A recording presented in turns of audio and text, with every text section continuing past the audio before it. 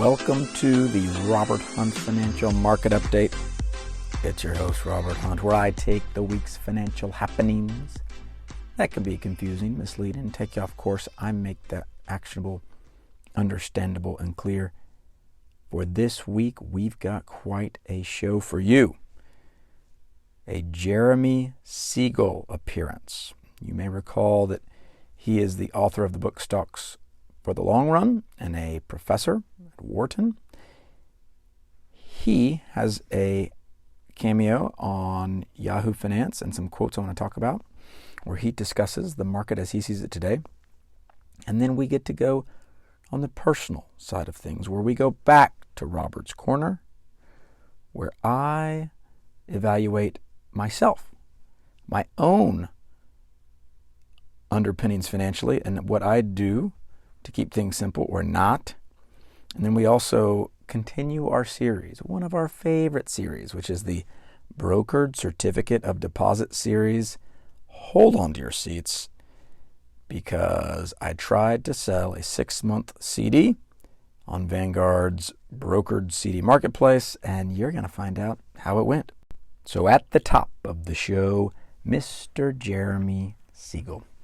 Headline: Jeremy Siegel, long-term investors should absolutely buy now. Why the world-renowned Wharton professor remains optimistic about today's stock market. Now I'll give you just a little bit of this was Monday, October 31st, a little bit of a window into his brain. I almost never read something where he is not bullish. And if any of you have read his book, you'll understand why. He is just optimistic. Now, is that a bad thing? It depends. I think in every investing environment, it's very important to have a philosophy of investment that you can own yourself. Not an alien investing philosophy that you've adopted from someone else and just said, I will do whatever this person says, but your own investment philosophy. Now, of course, you can borrow from the greats. That's what I've done. That's what most people do. But it's important to have that, because if you do not have a philosophy of investment, whether you are very bullish, very bearish, if you are lukewarm, you will get spit out of the market's mouth. You will not last. So, for as much as people might accuse Jeremy Siegel as being this permeable, meaning he's always optimistic, he always thinks stocks are good to buy, at least he has a philosophy of investment. And I've adopted it myself because I believe it's repeatable. I believe it creates permanence, meaning the ability for an investor to stick with something. So, Mr. Siegel quoted, if you're a long-term investor, I would absolutely buy now. Jeremy Siegel, professor of finance at Wharton Business School, said. Now, he goes on to give his version of what's going on. He points to a segment of inflation that's cooling down, housing, and that it isn't properly reflecting the index numbers. So he believes that the glass is half full and that the Federal Reserve will therefore not hike as much as others think. Okay? He's quoted, they have to look at what's going on in the market, in the housing market, in the rental market, in the commodity market. So he continues on. He says, when you're talking about 16 times earnings, what does that mean? That's the way you can price the overall stock market. You're paying for every dollar, you're going to pay $16 to get $1 of earnings.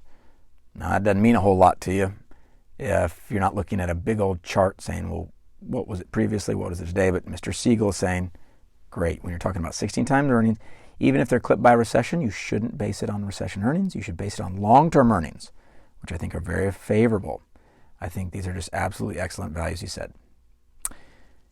Could it go down more? He says, of course, in the short run in bear markets, it's gone down more. Anything can happen in the short term. There you go.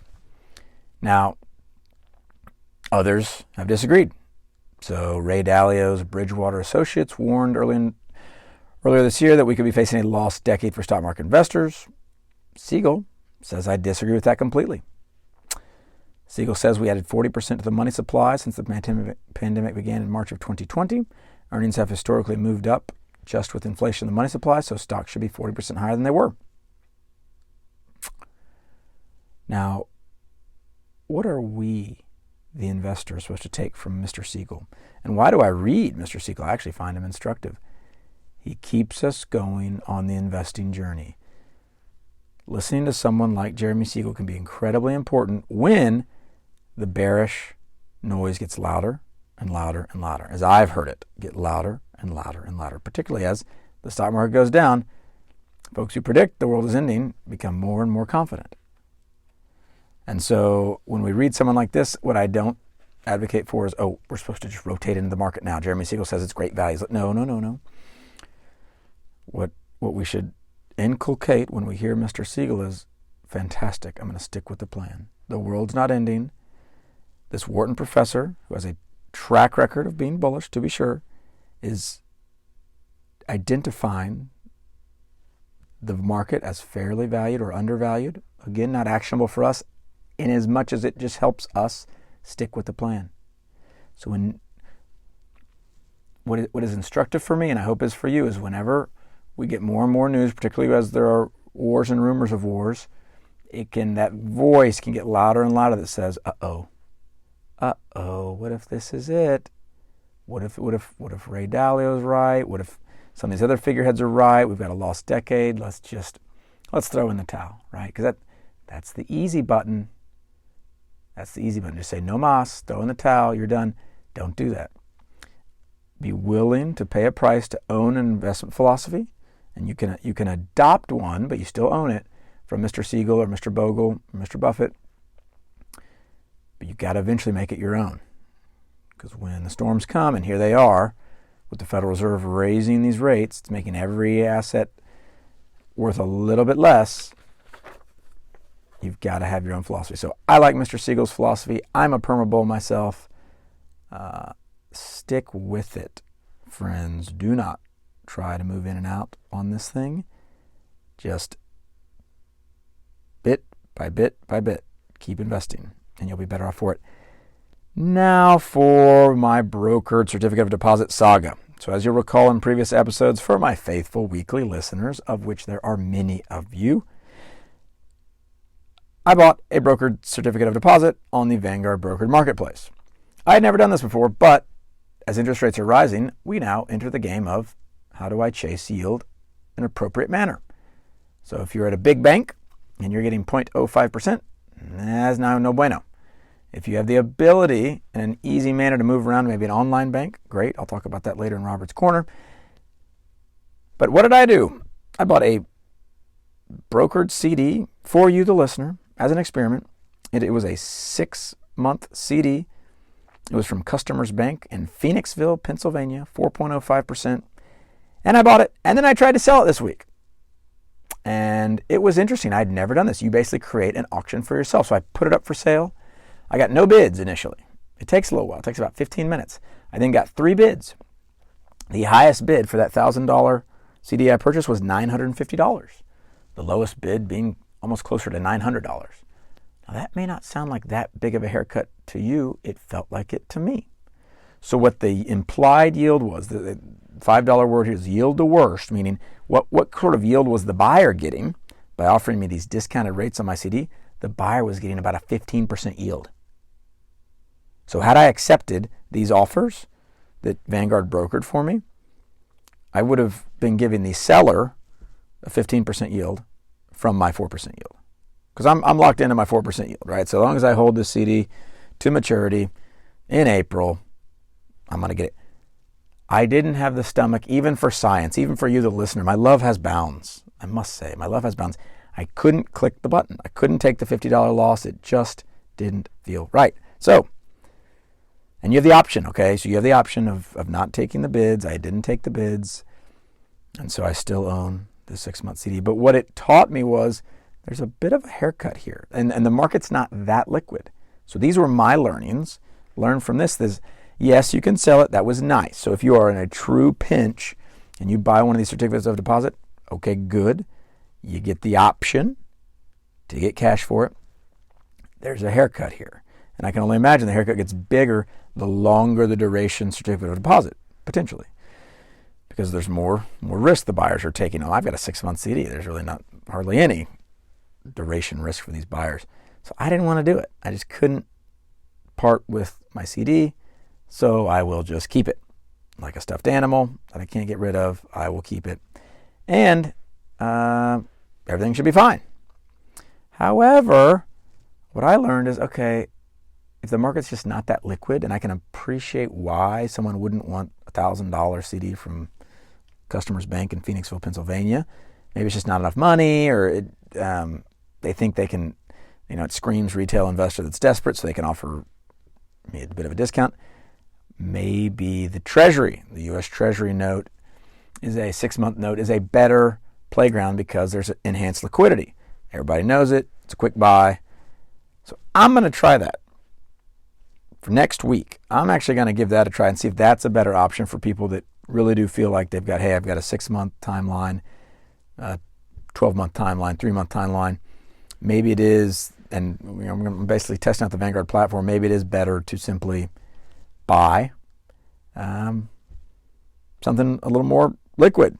So I'm not caught in this auction process where I just hope for the best. And ultimately, people want a discount. Everybody wants a deal. So that is what I learned with the CDs. It's okay to, basically my learnings, my final analysis is great to buy, fine to buy, just be willing to hold it to maturity. You have liquidity, but it ain't great. You're going to take a little bit of a haircut. So, big picture, it's still appropriate to simply hold your cash in the Vanguard money market fund, hold your cash in an online bank. There were seasons this past week where the online bank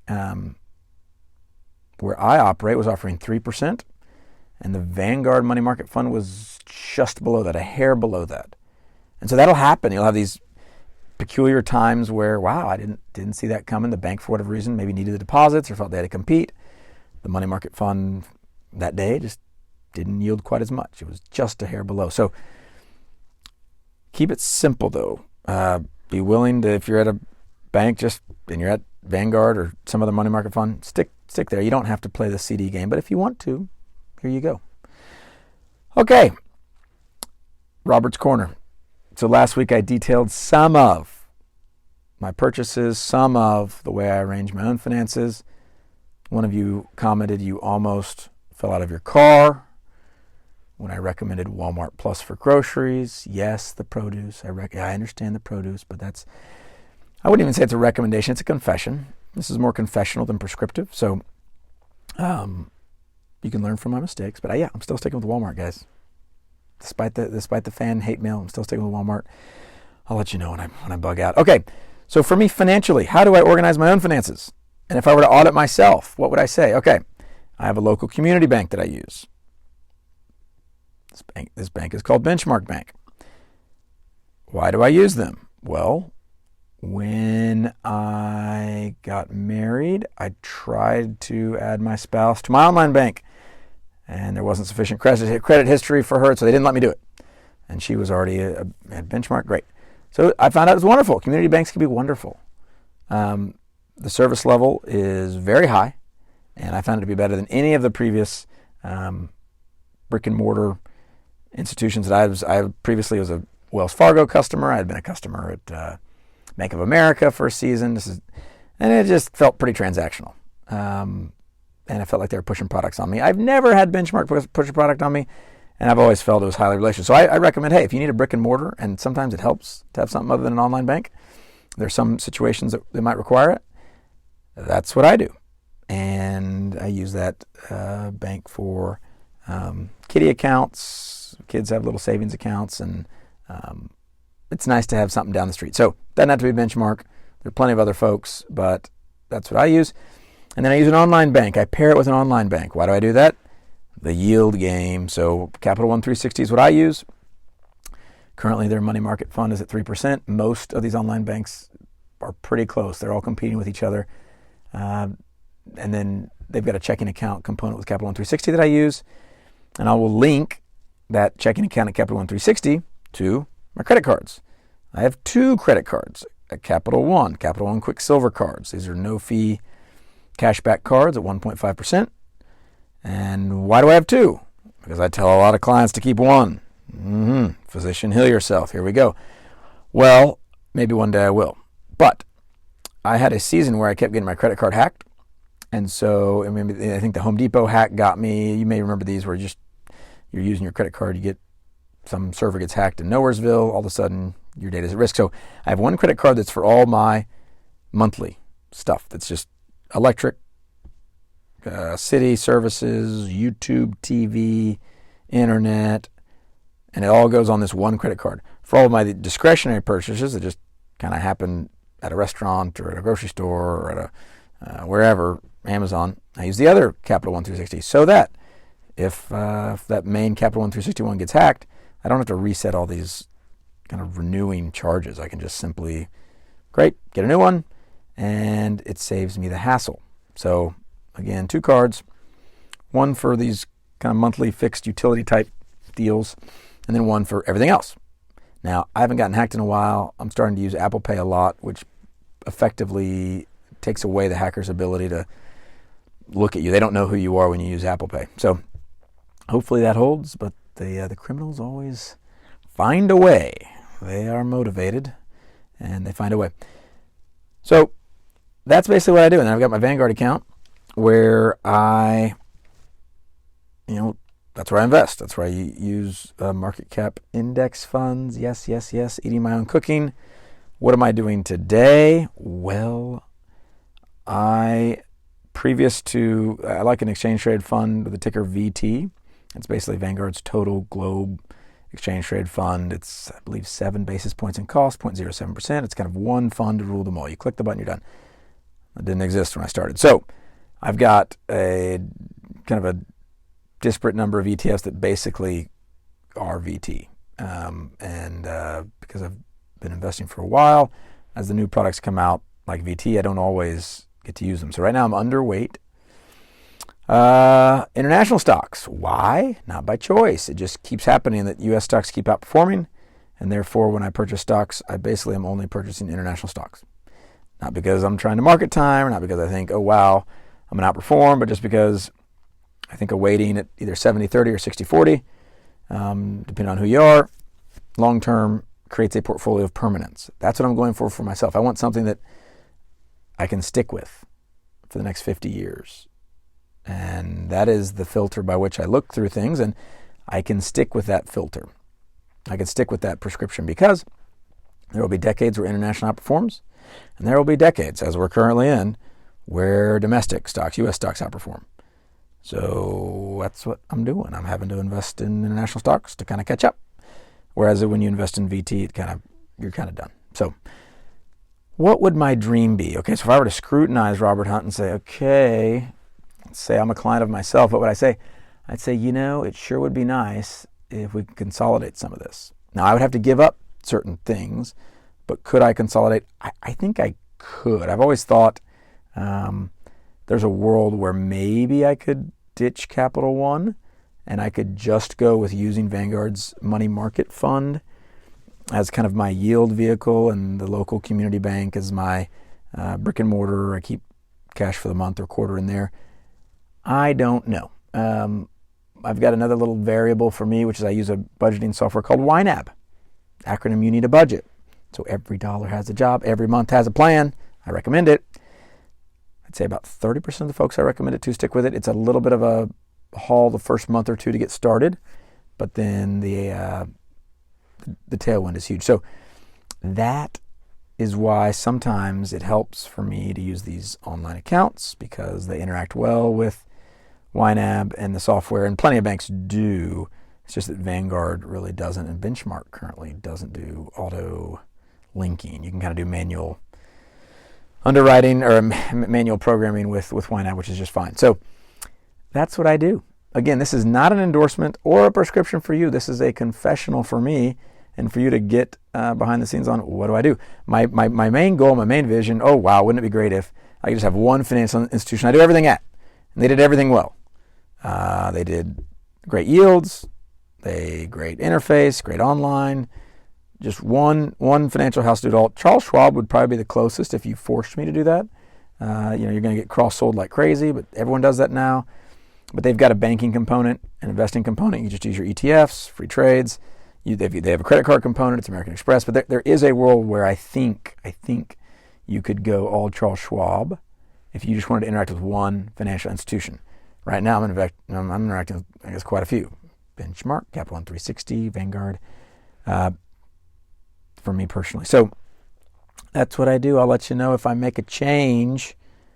What's hard, and the reason why there are always better options than Capital One 360 right now, there are better options. There are plenty. The marketplace is always changing. I don't always want the hassle of changing with it. So even though there might be a better online bank than Capital One 360, I've already got my credit cards. They're already linked. I've already got there's this stickiness with the product, and so that's what inertia keeps us where we are sometimes. So that's your update for this week. Thanks for listening in. As always, keep the costs low, keep the time horizon long, keep that investing simple. That's what's going to serve you well in the months and the years and the decades to come.